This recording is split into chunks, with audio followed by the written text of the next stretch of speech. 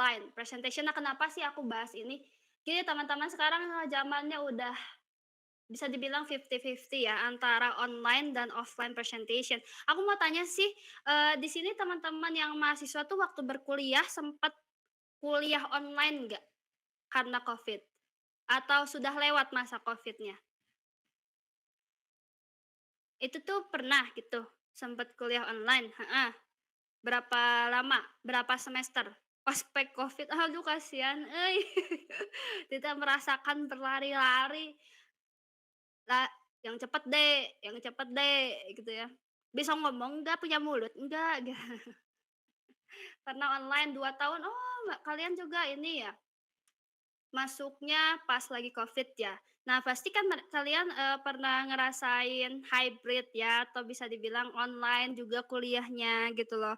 Kalian juga tahulah gimana rasanya menjadi audiens di presentasi online gitu ya, gimana rasanya presentasi secara online juga gitu ya. Jadi sekarang alhamdulillahnya Covid sudah reda lah ya. Nah sekarang bisa offline, tapi di sini penting untuk menjelaskan dari saya gitu ya, mengenai online dan offline presentation.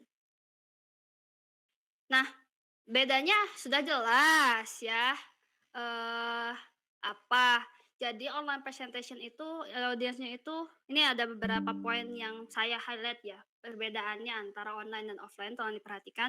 Jadi biasanya tuh kalau dari sisi audiensnya nih ya, kalau dari online presentation tuh mereka condong fokusnya itu ke audio ya, audio dan slide gitu ya. Ya karena ya yang mereka lihat cuman selayar gitu doang, bahkan di HP ya cuman kelihatannya suara dari speaker-nya, paling speaker-nya juga kecil kan, si orang yang presentasinya, kemudian slide-nya yang gede kan. Nah, jadi kita harus perhatikan bahwa audiensnya itu akan fokus ke suara dan juga tampilan dari slide-nya, oke? Jarang mereka memperhatikan, penampilan secara full dari head to toe gitu ya. Nah, kalau misalnya offline bedanya ya tentu dari suara, gestur, body language, semuanya akan terpengaruh. Karena kalian akan terlihat nih secara nyata gitu loh ya. Jadi harus dipersiapkan outfit-nya yang cakep, yang cantik, make up gitu dikit-dikit, yang hinyai atau hinyai itu apa ya bahasa Indonesianya? Yang butek-butek dikit mukanya dipoles lah dikit, cuci muka gitu loh ya, atau gimana gitu loh. Kemudian audiensnya itu kalau online biasanya multitasking. Aku yakin nih teman-teman di sini ada yang sambil melakukan hal lain. Coba acungkan tangannya, tapi yakin nggak akan ada yang mengaku sih. Ada yang sambil melakukan hal lain tidak? Ada yang sambil nyuci baju gitu? Ada yang sambil salto? Nah, ya mudah-mudahan di sini pada, monotasking ya, karena monotasking itu lebih baik, fokus, mindfulness gitu ya. Nah, jadi kita tuh perlu memperhatikan, eee, kalau kita jadi speaker online nih seperti saya harus memperhatikan satu persatu dari kalian bahwa kalian tuh memperhatikan saya gitu, gak sambil multitasking. Kalau tadi sambil ngemil gak apa-apa kalau di saya ya. Nanti kalian itu resikonya gitu ya, harus mempertahankan attention mereka. Kemudian kalau offline tuh audiensnya monotasking jelas karena kita hadap-hadapan, ya masa kamu sambil nyuci baju gitu kan, saya presentasi di depan, ya kagak gitu kan. Itu enaknya kalau offline dan jangan jadi salting gitu loh, diliatin orang langsung tuh jangan jadi gugup, kan tadi ada tipsnya buat gak grogi, oke? Yang penting kalian tuh berpakaian bagus, siapkan materinya, praktis praktis praktis, kalian di depan orang pasti udah pede, kayak gitu. Oke, terus kemudian potensi distraksi yang dialami audiensnya lebih besar, iya betul, kalau online kan kita nggak tahu ya tempatnya beda-beda, ada yang mungkin lagi di kampus tadi ya, banyak mahasiswa lainnya jadi nggak bisa ikut partisipasi kayak, on mic gitu ya, kayak tadi itu salah satu distraksi sebetulnya ya. Kalau misalnya offline kan di satu tempat, kita di satu ruangan, itu kita akan lebih minim lah distraksinya. Kemudian resiko technical problem-nya lebih tinggi kalau online. Serius, ini saya disettingin buat LT yang sekarang itu settingin sama suami, guys. Ini pakai mic ini bukan saya yang pengen ya, karena kata suami, "Udah pakai ini bagus," katanya gitu. Ya udah saya nurut-nurut aja, saya mah seneng disettingin, pakai ini juga punya suami, semuanya disponsori oleh suami ya. Lighting semuanya tuh sampai lampu di belakang dinyalain kan. Tuh pokoknya semua nih 2 layar semuanya, speaker lah segala macam itu sudah tertata rapih dan itu adalah kunci guys. Kalian jadi nggak khawatir kalau tiba-tiba, perangkatnya tidak berjalan dengan baik, internetnya hilang or something gitu. Kalian ini ya saya persiapkan dari tadi pagi gitu loh. Kemudian kalau offline tuh technical isunya itu sangat rendah ya, karena ya karena kita paling kalau misalnya di depan either ngomong langsung ya pakai mic gitu ya, tapi itu kan ada yang ngatur juga jadi lebih sedikit lah. Kemudian, eee, kalau di online itu kita juga harus berusaha untuk nge-get attention-nya susah sih biasanya. Kayak aku aja, kan harus kayak berapi-api dulu kalau aku presentasinya kayak, "Ya guys jadi gini ya," gitu. Ya kalian juga gak mau nanggepin ya nggak sih? Di sini aku all out ya. Ya, cuman aku nggak sambil salto aja gitu loh. Ya udah gitu, aku di sini 100% untuk kalian, kalian juga 100% untuk aku, kayak gitu ya. Nah, kalau misalnya offline itu interaksi sama pembicaranya lebih mudah sebetulnya ya, karena kita tatapan muka gitu ya, kalau misalnya kita mau berinteraksi juga lebih gampang, tanpa ada gangguan-gangguan yang lainnya, kayak gitu. Itu bedanya ya, aku tahu sih teman-teman juga pasti tahu. Cuman di sini aku mau kasih, online presentation tips, karena sekarang tuh ya guys, company banyak yang remote, bener, banyak remote, apalagi kalau misalnya kalian kerja dengan company luar negeri, pasti remote, gitu ya. Nah, gimana caranya kita, bisa presentasi dengan baik meski di rumah, kayak gitu loh, atau di manapun lah gitu ya.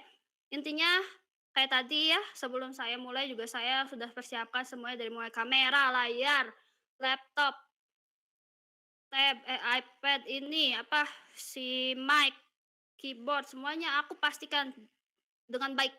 Sampai-sampai nih ya, tadi tuh aku sebelum kalian pada masuk, aku cek-cek-cek dulu sama suami aku, "Kedengeran nggak suaranya? Kalau aku gini kedengeran nggak? Kalau aku gini kedengeran nggak? Kalau aku gini kedengeran nggak?" Semuanya aku cek, oke? Terus siapkan juga perangkat cadangan. Aku di sini juga ada laptop cadangan ya, ada iPad dan segala macam buat kalau misalnya tiba-tiba mati nih si, layar aku atau gimana. Sama internet juga nih, internet cadangan juga aku udah nyiapin 2 provider lainnya, ada WiFi dan segala macam gitu ya. Kemudian sudut kameranya nih aku benar-benar disesuaikan ya di tengah, enggak terlalu gini juga. Kenapa Dion bintang-bintang di langit? Gitu. Nah, aku nggak terlalu gini, tadi siapa yang gini nih, kameranya nih, cuman kelihatan nah gini. Aduh, kalian kalian mau menampilkan apa kalau aku kayak gini? Lagi ngetik password ya, pencet tuh kayaknya. Oke, pencahayaan juga ini aku udah gimana mungkin aku atur cahayanya biar kalian melihat aku dengan enak gitu loh, nggak gelap gitu loh, kan males ya kalau ngelihat gelap tuh kayak kelam gitu, kayak galau gitulah. Jadi energi positifnya terpancar. Nggak apa-apa, dimaafkan, asalkan nanti kirimkan inilah, hampers ke rumah aku, oke? Nggak ada yang bercanda. Oke lanjut, penampilannya, posisi kamera, tempatnya juga di sini aku, sudah mencari ruangan yang sangat proper untuk aku presentasi, di luar dari suara bocil-bocil, di luar dari suara motor, segala macam gitu ya, biar tidak ada distraksi dan juga, siap siap aja kalau misalnya ada hal-hal yang tak terduga, jangan panik. Nih, misalnya saya sudah siapkan ini 200% ya, dari semua perangkat, internet dan segala macam. Taunya di hari H, hari ini misalnya internetnya butut gitu ya, jelek, tiba-tiba videonya nggak mau jalan, something, jangan panik. Tenang, kuncinya tenang, take a breath ya, tarik napas dulu, tenang. Kalian bisa bilang, "Oh sorry nih guys, ada technical issue yang tidak saya, duga-duga gitu loh, yang tidak saya perkirakan ini dari di luar 200% persiapan saya, mohon maaf ya, saya izin perbaiki dulu sebentar, minta waktunya ya," gitu loh. Kayak gitu, tenang aja, santai. Dunia ini tidak akan berakhir kalau misalnya kalian tiba-tiba internetnya jelek gitu, santai. Karena kalau kalian buru-buru atau tiba gitu kan, apa namanya, nervous, tiba-tiba, grogi, itu akan hancur, oke?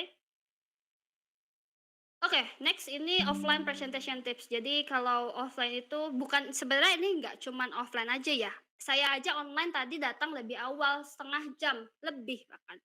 Lebih awal saya udah diam di Google Meet ini untuk apa? Untuk melihat semuanya udah aman dan juga aku menyapa loh teman-teman yang tadi datangnya lebih awal, saya ingat namanya. Iqbal Iqbal Iqbal. Semuanya Iqbal soalnya, ingatnya cuma itu doang. Mereka datang bahkan di 20 menit awal sebelum sesinya berlangsung. Saya sangat appreciate teman-teman yang datang lebih awal ya, makasih banyak ya, itu juga akan membantu nih kalau kita misalnya mau presentasi di universitas apa, kita datangnya harus sejam sebelum biar apa, biar prepare dulu, menyesuaikan atau something gitu ya. Gunakan pakaian yang nyaman, sesuai ini udah aku ulang-ulang ya, pokoknya pakaian yang bagus, yang rapih, yang penampilan kalian cantik dan ganteng akan meningkatkan confident kalian 100% gitu. Meskipun kalian nggak kayak Bella Hadid atau meskipun kalian nggak kayak Reza Reza siapa yang artis itu ya, Reza gitu loh ya. Pokoknya nggak seganteng dan secantik itu, tapi yang penting kalian rapih dan enak dilihat gitu loh. Wangi gitu loh kalau offline tuh mantep tuh. Jangan lupa senyum gitu, dari tadi saya banyak senyum nih sampai pegel pipi saya ya, dan latih gerakan tubuh dan tangan kalau misalnya ini ya saya bahkan online aja saya gunakan tangan loh untuk memberikan gestur karena biar nggak monoton gitu loh, nggak ini gitu. Kalau misalnya offline apalagi harus gunakan gestur yang baik. Nah ini ada do and dance yang perlu teman-teman perhatikan, ayo kita tonton dulu ya video dari si abangnya. Oh, kamu orangnya yang kalau lagi presentasi suka ngejelasinnya kayak begini nih. Dikutip dari antologi mengenai dialektika antar kelompok, sebuah analogi dari keanomalian proses asimilasi antar. Tujuan presentasi itu adalah bukan untuk mendapatkan pengakuan, tepuk tangan, atau terlihat pintar. Tapi tujuannya adalah membuat orang lain mengerti akan apa yang kita sampaikan. Ini dia 3 tips membawakan presentasi yang mudah dimengerti orang. Yang pertama adalah gunakan perumpamaan yang gampang dimengerti. Misalnya, grogi dalam public speaking adalah hal yang sangat wajar karena kamu baru pertama kali. Sama seperti ketika kita belajar naik sepeda, ketika pertama kali pasti grogi juga ya, takut jatuh dan lain sebagainya macamnya. Tapi kalau kita udah berlatih selama 2, 3, 4, 5 kali, pasti rasa grogi akan berkurang. Yang kedua, jangan gunakan bahasa dewa, planet, alien, tapi gunakan bahasa sehari-hari yang mudah dimengerti oleh semua orang. Yang ketiga, jaga kecepatan bicara kamu. Jangan ngomongnya seperti ini tapi ngomongnya pelan-pelan saja. Semoga bermanfaat. Oke, saya mau tanya, siapa yang ingat 3 poin tadi? Ayo loh. Dalam hati Venice, alhamdulillah aku sudah ditanya tadi. Aku mau tanya Zaidan. Tadi poinnya apa aja Zaidan? Ada 3 loh. Halo, are you there? Ya, halo Kak. Ya, halo.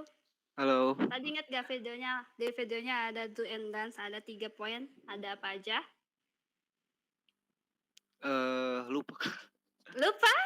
Ada yang bisa bantu? Tolong yang bisa bantu ini bantuin teman kalian, di kolom chat. Tuh, ada yang jawab apa tuh? Bacain coba. Oh, yang pertama tuh ada, kita kalau ngomong tuh harus pelan-pelan dulu gitu, jadi jangan terburu-buru gitu. Terus yang Mhm. kedua tuh ya jangan pakai bahasa aneh atau istilah-istilah aneh lah. Jadi gunakan bahasa sehari-hari aja yang bisa dimengerti sama semua orang gitu. Ya, terus? Terus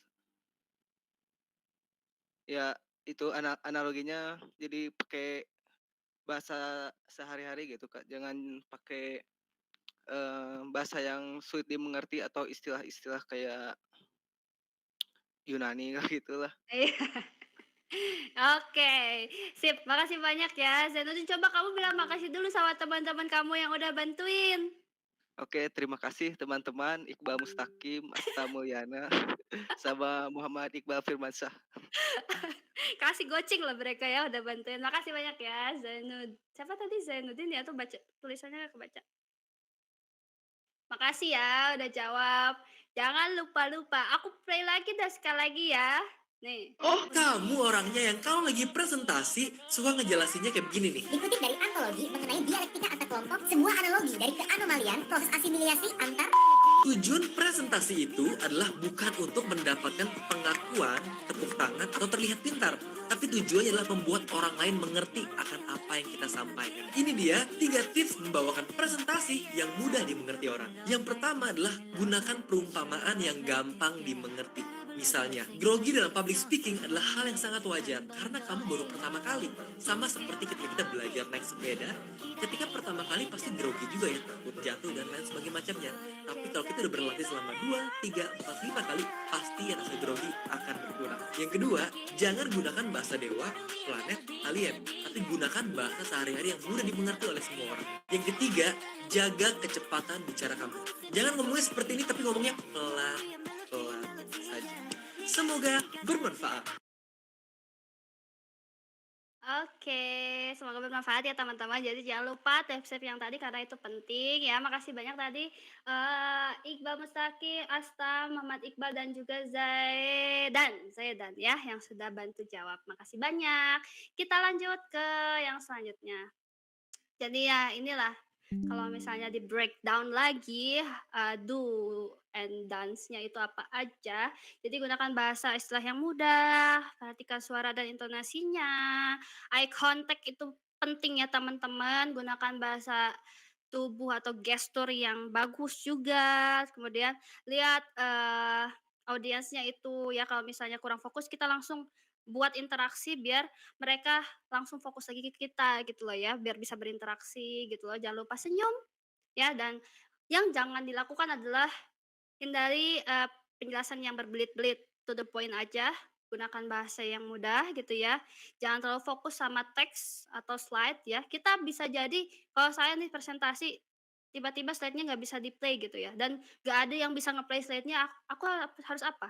Ya berarti aku harus menyampaikan tanpa slide, itu loh yang menjadi kan kalian dewa gitu, nggak dewa sih, maksudnya kayak, weh keren gitu loh ya, tanpa teks aja kalian bisa menyampaikannya gitu loh. Hindari slide yang terlalu monoton, panjang gitu, jangan. Bicaranya pelan-pelan saja, jangan nge-rap ya, ini bukan rap god ya. Jangan terlalu sering menggunakan animasi juga, pusing nanti ya, sama jangan lupa gunakan font yang keterbacaannya bagus. And then last but not least, di sini ada sedikit quotes ya. A great presentation gives smart ideas and advantage ya. Jadi presentasi yang bagus adalah presentasi yang bisa memberikan ide yang cemerlang ya sebagai manfaat atau keuntungannya bagi audiens kayak gitu. Yang penting apa ya, apa yang ingin kita sampaikan itu bisa dimengerti oleh audiens, bisa digunakan oleh audiens gitu ya, bisa bermanfaat bagi mereka, tersampaikan dengan baik dan didengar oleh mereka. Begitu pula dengan yang mendengarkan, kita harus menghargai yang presentasi, kita perhatikan materinya apa gitu ya, kita memberikan respon yang positif juga. Kita di sini simbiosis mutualisme, di sini juga saya bukan menggurui tapi hanya sharing ya. Kalau teman-teman mau kasih masukan ke saya, feedback yang konstruktif itu boleh banget ya. Saya akan terima dengan senang hati. Saya senang banget dikoreksi teman-teman untuk evaluasi ke depannya gitu ya.